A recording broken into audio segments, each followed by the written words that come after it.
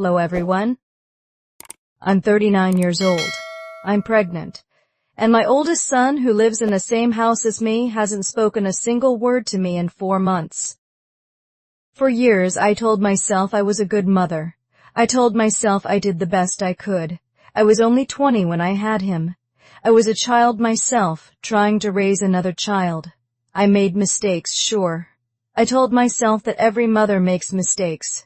I kept that thought like a shield, to hide from the guilt. But last Tuesday, I was in the bathroom staring at those 2 pink lines on the pregnancy test. Everything felt very quiet. And in that silence, I finally asked myself the question I have been running from for 19 years. What if my best simply wasn't enough?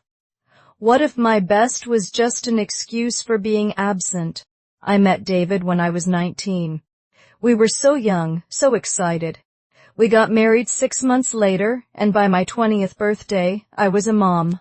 We told ourselves a story back then. We were the young couple who had it all figured out.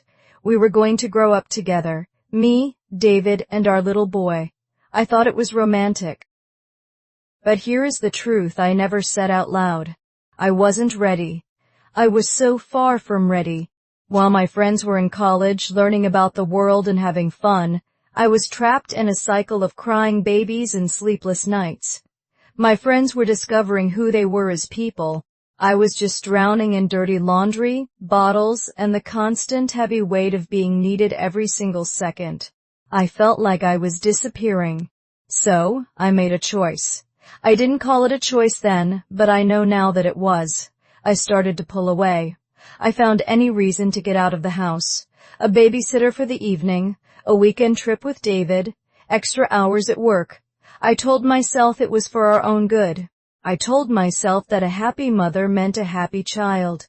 But I wasn't happy. I was just hiding. I don't remember the exact day my son stopped reaching for me. I just know that by the time he was 12, he had stopped asking. He stopped waiting for me to come home. He learned to exist in his own little world, quiet and alone, right under my roof. 4 months ago, David and I decided to record an announcement video. You know the ones, trending, happy videos where the family jumps around and celebrates a fresh start. We bought balloons, we hung up a cute banner, and we practiced our smiles. We wrote a sign that said, "Baby to 2, coming soon." Then I went upstairs to call my son. He's 19 now. He's tall, he's quiet, and he has a way of looking through me. He looks at me like I'm a stranger he met once at a bus stop. I never really noticed how much that hurt until that day. He came downstairs. He looked at the balloons, he looked at the sign, and then he looked at me. I was smiling, waiting for him to be happy for us. And then he said very quietly, "You want me to pretend we're a happy family, for a video." It wasn't a question. It was the truth. I tried to laugh it off. I tried to say something to make it okay.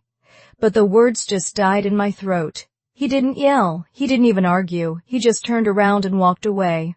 The sound of his bedroom door closing was the loudest thing I'd ever heard. I stood there in a room full of party decorations, holding a sign that felt like a total lie. At first, I was angry. I felt like a victim. I told myself, how could he be so ungrateful? We fed him, we clothed him, we gave him a roof. I built a wall of all the things I had given him. But anger is a loud, empty feeling. When it finally faded, all that was left was the silence. I sat in that silence for weeks. And for the first time, I forced myself to remember. I remembered the school play I skipped because I wanted to go to a concert with friends. I told myself it was just a play, but he was the lead actor. He had waited for me to walk through those doors, and I never showed. I remembered his birthday party where I dropped him off and left for hours, so I wouldn't have to deal with the noise. I didn't even know his friends' names. I remembered the night he brought his math homework to me, begging for help, and I just pushed his hand away and said, "In a minute, sweetheart." I never went back to that minute. I realized then that I didn't fail because I was young. I failed because I was selfish.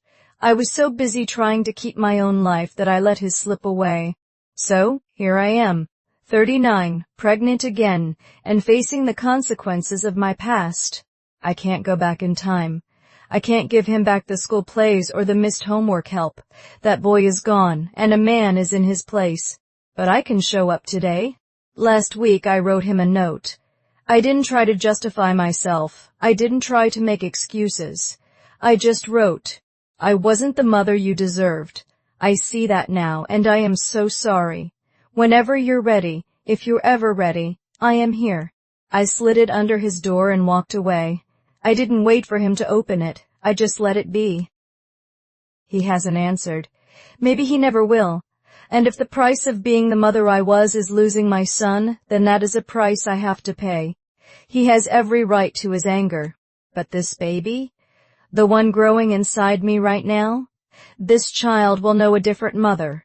I have learned that love is not a feeling that just happens to you. It is a choice. It's a choice you make when you are tired, when you are stressed, and when you just want to be alone. It is a choice to put someone else first. I don't know if my son will ever forgive me. I don't know if we will ever be a happy family. But I know one thing for certain. This time, I'm not running away. I'm not going anywhere. Thank you for listening to my story. If this touched something deep inside you, if you are carrying the weight of a mistake you cannot fix, know that you are not alone. The first step is not fixing it. The first step is just admitting the truth. Share this with someone who needs to hear it. And I'll see you in the next story.